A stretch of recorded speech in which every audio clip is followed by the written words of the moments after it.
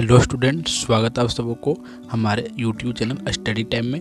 तो स्टूडेंट, इस वीडियो के माध्यम से कक्षा 6 क्लास का जो विज्ञान का 12 चैप्टर है वस्त्र कैसे बनते हैं, इस अध्याय के माध्यम से मैं आपको और इस वीडियो के माध्यम से मैं आपको इस अध्याय को पूरा विस्तार पूर्वक बताने वाला हूं। तो आप जो सो ध्यान से इस अध्याय को देखिएगा और इस वीडियो को भी देखिएगा, ठीक है। क्योंकि वीडियो अगर आप लास्ट तक देख लेते हैं तो क्या होगा कि इस अध्याय के जितने प्रश्न उत्तर होंगे और इस अध्याय को लेकर आपके मन में जितने भी प्रश्न उठते होंगे वह प्रश्न जो सो यहीं समाप्त हो जाएगा। कहने का अर्थ ये बनता है कि आपके जितने भी डाउट होंगे इस अध्याय को लेकर, सभी जो सो इस वीडियो को देखने के बाद आपका डाउट क्लियर हो जाएगा और इसके प्रश्न उत्तर आप खुद बनाते चल जाएंगे, ठीक है। तो चलिए देखते हैं कि इस अध्याय का अर्थ क्या है, ठीक है, और इस अध्याय में कहना क्या चाह रहा है। तो सबसे पहले हम हेडिंग को समझते हैं। देखिए, कहा जाता है वस्त्र कैसे बनते हैं, यानी कि जो हम कपड़े पहनते हैं। वस्त्र का अर्थ क्या होता है, जो कपड़ा हम लोग पहनते हैं वह कपड़ा जो सो कैसे बनता है, उसी के प्रोसेस के बारे में बताया जाएगा कि हमें यह जो सो जानवर से मिलता है या हमें जंतु से मिलता है या किस प्रकार से मिलता है या किस प्रकार से हमारे तक पहुंचता है, ये जो सो इस अध्याय के माध्यम से हम जानेंगे।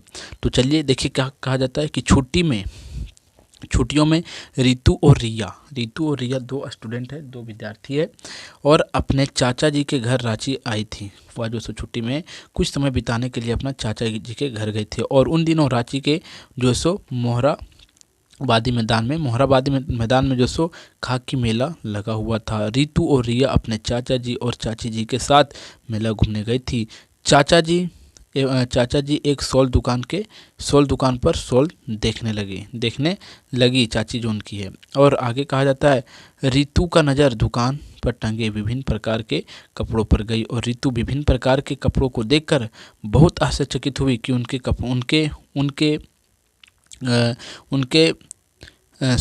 आगे देखिएगा, कहा जाता है उनके कपड़ों के बारे में जानने का दुकानदार से बातचीत करना शुरू कर दिया और बातों में दुकानदार ने बताया कि कपड़े प्राकृतिक है और कुछ कुछ संश्लेषित है और उन्हें विभिन्न प्रकार के कपड़े को छूकर देखने लगी। कौन? और दुकानदार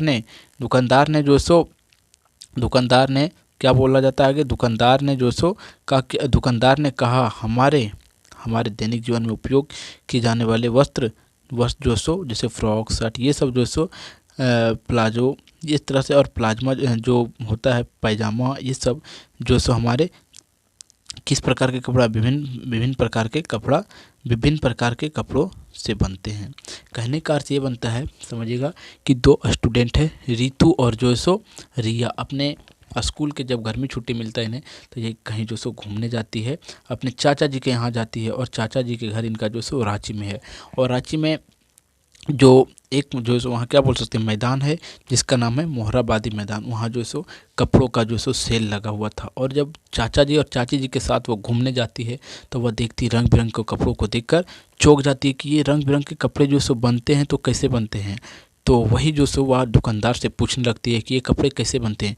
तो दुकानदार ने उन्हें जो सो कुछ बताने का प्रयास करती है। कह देते हैं उन्हें कि जो सो दो प्रकार के कपड़े होते हैं, वो एक प्राकृतिक कपड़े और एक दूसरा संश्लेषित कपड़े हैं, कि एक हमें प्राकृतिक से मिलता है सो और दूसरा संश्लेषित, यानी कि जो मनुष्य खुद बनाता है वो, ठीक है।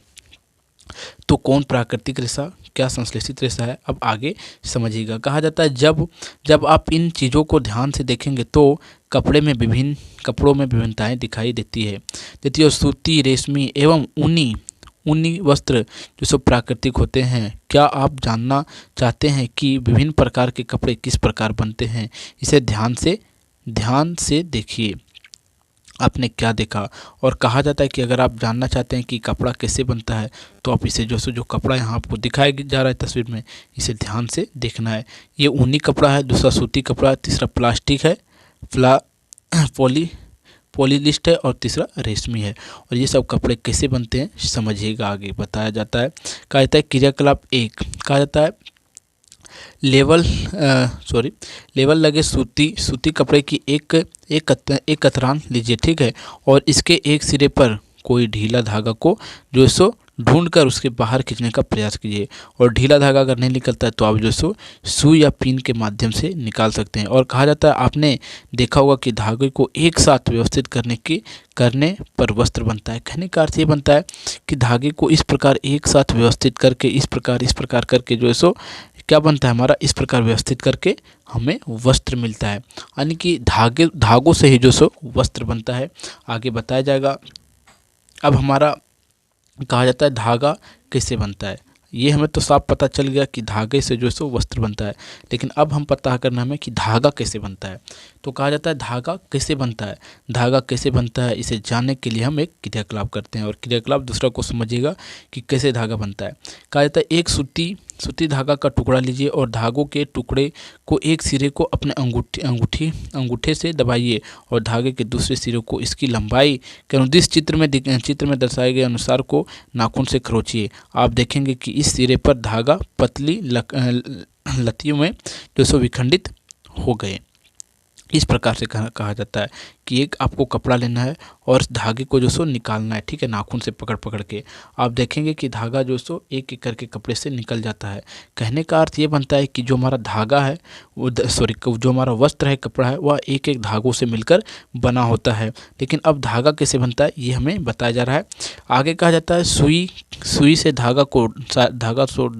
धागा डालते समय आपने कभी देखा होगा कि धागा का सिरा पतली लड़ियों में अलग हो जाता है, और जिससे धागा को सुई के छिद्र में डालना कठिन हो जाता है। और इस प्रकार आप देखते होंगे कि धागा पतली, महीन एवं लंबी संरचनाओं से बनी होती है, और ऐसे संरचनाएं रेशा तंतु कहलाती है। और जो ये संरचनाएं होती है वह जो सो रेशा तंतु होती है, और ये रेशम तंतु से जो सो मिलकर बनी होती है, जो हमें ये धागा मिलती है। अब आगे कहा जाता है रेशा कहाँ से प्राप्त होता है। जो हमें रेशा मिलता है वो कहाँ से प्राप्त होता है समझिएगा। कहा जाता है वस्त्र धागों से मिलकर बने होते हैं, ठीक है, तथा धागों रेशम से मिलकर बने होते हैं। और जो धागा जो हमें मिलता है वह किससे बना होता है, वो रेशम से बना होता है। सबसे पहले वस्त्र रेशम से मिलकर बनता है, वस्त्र जो सो धागों से मिलकर बना होता है, और धागा जो सो रेशम से मिलकर बनता है। और आगे कहा जाता है ये रेशा जो सो आते कहाँ से हैं। लेकिन ये रेशम जो सो आते कहाँ से, कहा जाता है पहला प्राकृतिक रेशा, ठीक है, और दूसरा हमारा पादप रेशा है। कहा जाता है ऐसे रेशा जो पेड़ पौधे एवं जंतुओं से प्राप्त होते हैं। कहाँ से, वैसे रेशा जो पेड़ पौधे और जंतुओं से प्राप्त होते हैं वो प्राकृतिक रेशा कहलाते हैं। और प्राकृतिक रेशा दो प्रकार के होता है, और हमारा जो प्राकृतिक रेशा है वह दो प्रकार का होता है, एक जंतुआ रेशा और दूसरा हमारा पादप रेशा है, ठीक है। तो सबसे पहले समझिएगा पादप रेशा के बारे में। जो रेशा पेड़ पौधे से प्राप्त होता है पादप रेशा कहलाता है। जैसे कपास, पटसन, जूट, नारियल आदि ये सब जो सो क्या है पादप रेशा, क्योंकि हमें ये पेड़ पौधे से मिलता है। अब अगला हमारा है जैसे कपास का, यहाँ देख सकते हैं आप, जूट का देख सकते हैं, और जो नारियल होता है उसका भी कुछ होता है। अब अगला हमारा है जंतुआ रेशा। जो रेशा जंतु से प्राप्त होते हैं उन्हें हम जंतुआ रेशा कहते हैं। जैसे रेशम, ऊन आदि के रेशम जो सो रेशम कीट से प्राप्त किया जाता है, तथा ऊन भेड़, बकरी और खरगोश, आक, ऊँट आदि के बाल से प्राप्त किया जाता है। समझिएगा, कहा जाता है जैसे कि जो जंतुआ रेशा होता है उसमें भी जो सो देखा जाए तो क्या होता है, कुछ हमें जो जंतुआ रेशा से रेशम मिलता है वो हमें आँख से मिलता है। फिर क्या बोल सकते हैं, जो पहाड़ी ऊँट होता है, फिर भेड़, बकरी, ये सब से हमें मिलता है, ठीक है। लेकिन कुछ हमारा क्या होता है, जो कीड़े मकोड़े जो होते हैं उससे भी जो सो मिलते हैं, जो रेशा को क्या करते हैं, छोड़ते हैं, ठीक है। और इस प्रकार से आँख में देख सकते हैं आप बाल कितना है, और इन्हीं के बालों से में क्या मिलता है, रेशम मिलता है, ठीक है। और यहाँ भेड़ है, भेड़ से भी हमें रेशम मिलता है। कहा जाता है हजारों वर्षों तक वस्त्र निर्माण के लिए केवल प्राकृतिक रेशा का ही उपयोग किया जाता था। लेकिन पिछले लगभग 100 वर्षों में मनुष्य द्वारा विभिन्न प्रकार के रसायनों का उपयोग कर रेशम का निर्माण किया जाता है, और जिन्हें संश्लेषित रेशा कहते हैं।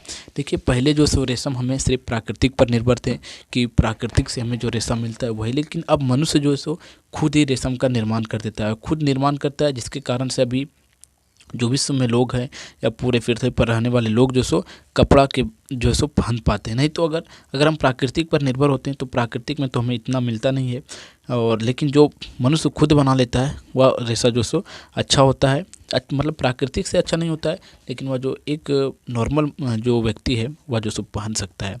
आगे कहा जाता है, देखिए कहा जाता है कि यह मानव निर्मित रेशा कहलाता है जो संश्लेषित करता है, और ये हमारा आता है नायलन, नायलन जो बनाया जाता है। और अगला है पॉलीएस्टर और देखिए आगे है पॉलीएस्टर, और दूसरा है एयर क्लिक, और तीसरा है टेरिलीन आदि संश्लेषित रेशा है। ये सब हमारा जो 4-5 इंग्लिश नाम है, ये सब क्या है हमारा संश्लेषित रेशा। ये मानव निर्मित जो सो मनुष्य जो सो खुद निर्मित कर देता है ये रेशा को। लेकिन जो प्राकृतिक रेशा है जो 2 प्रकार के होते हैं, एक जंतुआ और एक दूसरा हमारा पादप रेशा है, ये मनुष्य उसे निर्माण नहीं कर पाता है।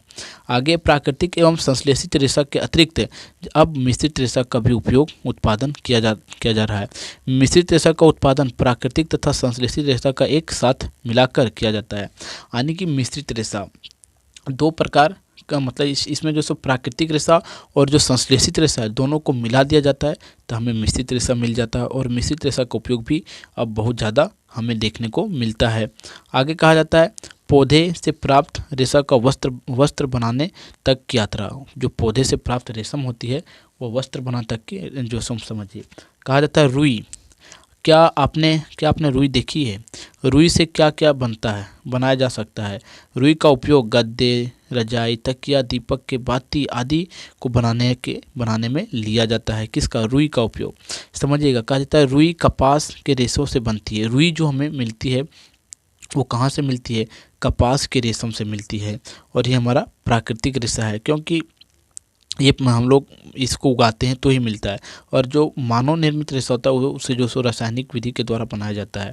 आगे कहा जाता है क्या आपके अथवा आपके आसपास के गांव में कपास की खेती होती है? कपास के पौधे सामान्यतः काली मिट्टी एवं गर्म जलवायु वाले क्षेत्र में होते हैं। हमारे क्षेत्र में तो कम पाए जाते हैं, झारखंड के इलाका में, लेकिन गर्म वायु वाले जो क्षेत्र होते हैं वहाँ जो सो अधिक पाया जाता है। और जो जहाँ काली मिट्टी ज़्यादा पाई जाती है उस इलाके में कपास की खेती अधिक की जाती है।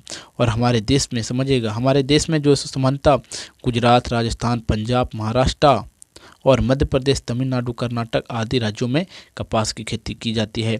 और ये आपके जीके के प्रश्न में बन सकता है कि कपास की खेती इंडिया में कहाँ कहाँ की जाती है, तो 1-2 नाम आप याद रखिएगा। पहला गुजरात है, दूसरा राजस्थान है, और तीसरा महाराष्ट्र, और चौथा मध्य प्रदेश, और 5वां तमिलनाडु, कर्नाटक, इस प्रकार से हैं। आगे कहा जाता है झारखंड में साहेबगंज एवं खूंटी जिले में कपास की खेती की जाती है, लेकिन जितना अलग राज्यों में दूसरे राज्यों में किया जाता है उतना मात्रा में नहीं किया जाता है। और कपास की खेती आप देख सकते हैं। आगे कहा जाता है कपास पादप के फूल प्रारंभ में उजले होते हैं। जो कपास की जो फूल पहले निकलता है वो किस प्रकार से उसका पौधा में सुई देता है वो प्रोसेस समझिएगा। पहले वो उजला होता है, सफ़ेद होता है, और फिर आगे धीरे धीरे जो वह गुलाबी या हल्के लाल रंग का हो जाता है उसका जो फूल होता है। और परिपक्व यानी कि पूरा तरह से जब विकसित हो जाता है तो फूल की पंखुड़ी गिर जाती है तथा हरे रंग के बीज बच जाता है, और जो धीरे धीरे बढ़कर नींबू के आकार का हो जाता है। जो उसका बीज होता है वह नींबू के आकार के हो जाता है, और आगे फिर क्या होता है का आकार हो जाता है, और जिसे कपास गोलक कहते हैं। और वह कपास गोलक उसे हम कह देते हैं, ठीक है, जो बीज के आकार के हो जाता है कपासला। और कपास गोलक के भीतर कपास के रेशा बहुत सी बारीकी मुलायम रेशा के रूप में बीज के चारों ओर लिपटे होते हैं, और पुनः परिपक्व होने पर बीज टूटकर खुल जाता है और सफ़ेद कपास को आसानी से देखा जा सकता है। और क्या आपने ऐसा कपास खेती देखा है जो कपास चुने जाने के लिए तैयार हो चुके हो? इस समय खेत कपास के रोगों से इतना ढक जाता है। कहने का अर्थ ये बनता है कि जब कपास पूरा तरह से विकसित हो जाता है तब क्या होता है कि वह फट जाता है, और उससे जो सो रुई जो होता है वह बाहर निकल जाता है, और फिर उससे जो है सो किसी न किसी विधि के द्वारा चुन कर जो सो क्या किया जाता है उसे आगे जो सो क्या बोल सकते हैं, जहाँ उसे फैक्ट्री में या जिस प्रकार का उसे वस्त्र बनाना होता है या रेशम बनाना होता है वहाँ भेज दिया जाता है। कहा जाता है जैसे हिम ढक जाता है, जैसे बर्फ़ ढक जाता है, उस प्रकार से जो सो पूरा वह खेत देखने में लगने लगता है कपास का, रुई से भर जाता है। कहा जाता है साधारण इस बालों को कपास को हस्त चयन विधि यानी कि हाथ से चुनकर प्राप्त किया जाता है, जो छांट लिया जाता है, और इसके पश्चात जो सो बीजों को जो सो कनपट द्वारा पृथक किया जाता है, और इस प्रक्रिया को कपास ओटना कहते हैं। और जो हम कपास को मतलब जो उनके पौधों से अलग करते हैं, जब वह पूरा तरह से परिपक्व हो जाता है तो उसे हम कपास ओटना कह देते हैं। और आजकल कपास ओटने की लिए मशीन का भी उपयोग किया जाने लगा, यानी कि कपास जो हो जाता है पूरा तरह से विकसित, उसे तोड़ने के लिए खेत से जो है सो मशीन का भी उपयोग किया जाने लगा। अब आगे कहा जाता है पटसन या जूट। पटसन क्या है और जूट क्या है समझिएगा। पटसन रेशे को पटसन पाट या पटुआ नामक पादप के तंतु से प्राप्त किया जाता है। जो पटसन रेशा होता है उसे दो प्रकार के पौधे से प्राप्त किया जाता है। कौन कौन? एक पटुआ और दूसरा जो सो पटसन के तने से प्राप्त किया जाता है। और इतने कहा जाता है इनके तने सीधे एवं पतले होते हैं जो पटसन होते हैं। और हमारे देश में पटसन प्रमुख रूप से पश्चिम भारत, बिहार, असम में उगाया जाता है। पटसन की खेती अधिक कहाँ होती है आप ध्यान रखिएगा। पटसन और जूट की जो सो बिहार हो गया, पश्चिम बंगाल हो गया और असम में ज़्यादा से ज़्यादा वहीं उगाया जाता है। ये भी आपको जीके के प्रश्न में मिल सकता है। अगला है सामान्य पटसन को पूर्णतः अवस्था में काटते हैं और फसल कटाई के बाद पादप के तने को कुछ दिनों तक जल में डुबाकर रखते हैं। और ऐसा करने पर तने गल जाते हैं और हाथों द्वारा पटसन रेशों को अलग कर दिया जाता है और फिर इन्हें सुखाकर एवं बांधकर इसकी बंडल बना दिया जाता है। और पटसन से तैयार रेशों से बोरे, रस्सी और सजावटी सामान बनती है। यानी कि जो पटसन जो तैयार होता है वह जो सो उनकी जो क्या बोल सकते हैं उनकी तना से बनता है। पटसन से जो हमें रेशम मिलती है वह जो सो उनकी तना से मिलता है। उसे सुखा दिया जाता है, फिर उसे भिंगा दिया जाता है, उसके बाद वह जो सो तैयार हो जाता है और वह फिर अनेक कार्यों के लिए बन जाता है। जैसे बोरा के लिए जो बोरा बनाए जाते हैं और रस्सी के लिए, ये सब में जो सो उनका उपयोग किया जाता है पटसन का। ठीक है, अब आगे देखिए कहा जाता है सूती धागों की कतराई। ठीक है, सूती धागों का कहा जाता है आप स्वयं सूती धागा बनाने का प्रयास कर सकते हैं। आइए इसके लिए क्रियाकलाप कर सकते हैं। ठीक है, एक हाथ में रुई को पकड़िए, दूसरे हाथ में अंगूठे तथा तर्जनी के बीच चुटकी भरिए और इसे धीरे धीरे से रुई को बराबर की ओर खींचते जाइए। ठीक है, खींचते जाइए। आगे कहा जाता है कि इस प्रकार जो सो रेशम या तंतु रेशा से जो सो सूती का धागा तैयार करने की विधि को कतराई कहते हैं। और जो सूती या धागों को जो तैयार किया जाता है इस विधि के द्वारा, उसे हम लोग जो सो कतराई कह देते हैं। इस माध्यम से जो तैयार किया जाता है। और आगे देखिए कहा जाता है इस प्रक्रिया में रुई के एक पुंज से रेशम को खींचकर ऐंठते हैं और ऐसा करने से रेशम पास आ जाता है और धागा बन जाता है। और कतराई के लिए व्यवहारिक किए जाने वाले सबसे सरल उपकरण हस्ततालिक है। और जो सबसे अच्छा उपकरण जो होता है ये उपकरण हस्ततालिक जो होता है वह इससे जो सबसे बेहतर बनाया जाता है।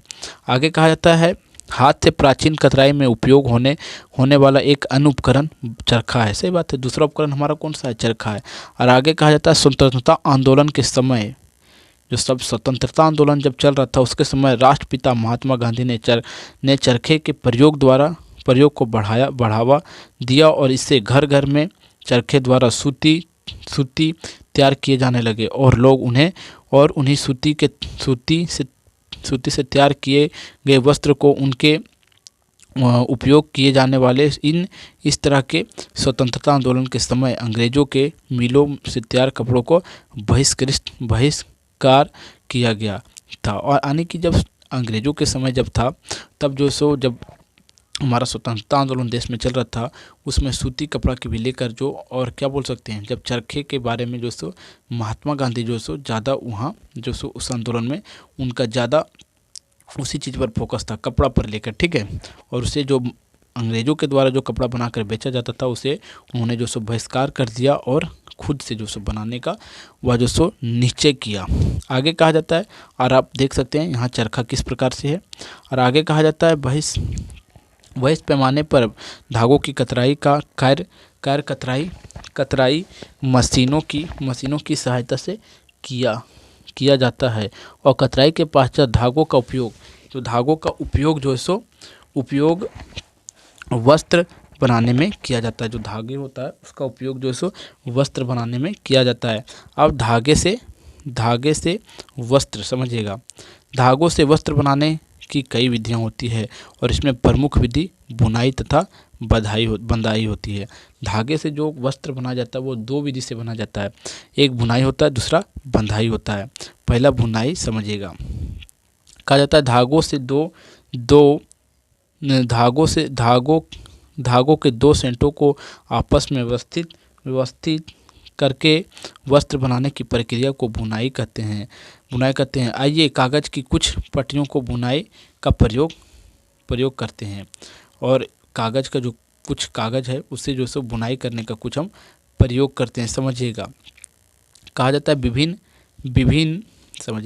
विभिन्न रंग की दो कागज़ की शीट लीजिए और दोनों में से 30 सेंटीमीटर लंबाई तक और 30 सेंटीमीटर चौड़ाई की वर्गाकार शीट काटिए। और अब इन चित्र के अनुसार बुनाई इस प्रकार धागों के दो सेटों को बुनकर वस्त्र बनाए जाते हैं। और धागा वस्त्रालय में कागज़ की पट्टियों की तुलना में बहुत पतले होते हैं और वस्त्रों की बुनाई करधों में की जाती है और करधे या तो हस्त चालित होते हैं अथवा विद्युत चालित होते हैं। यानी कि जिस प्रकार जो धागा से वस्त्र बनाया जाता है ये मशीन के द्वारा होता है, सीधा ये समझिएगा। अब इतना जो सो हाथ से नहीं होता है और मशीन के द्वारा जो सो बुनाई किया जाता है या बधाई किया जाता है और इसी से जो सो धागे से जो सो हमारा वस्त्र तैयार हो जाता है। और यही वस्त्र जो सो आगे जाके हमें किसी प्रकार का, अगर आप कपड़ा जैसे कि कोई साड़ी हो गया, कोई सूट हो गया या तो सलवार होता है तो पैजामे होता है, इस प्रकार से